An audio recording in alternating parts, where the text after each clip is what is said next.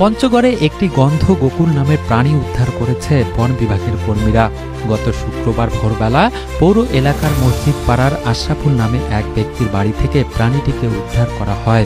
স্থানীয়রা জানান, আশরাফুল নামের ওই ব্যক্তির বাড়ির সকল সদস্য বৃহস্পতিবার রাতে খাবার খেয়ে ঘুমোতে যান।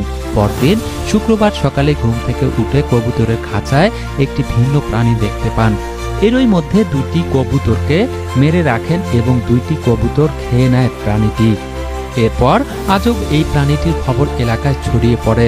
প্রথমবারের মতো প্রাণীটিকে দেখতে অনেকেই ভিড় করেন ওই বাড়িতে।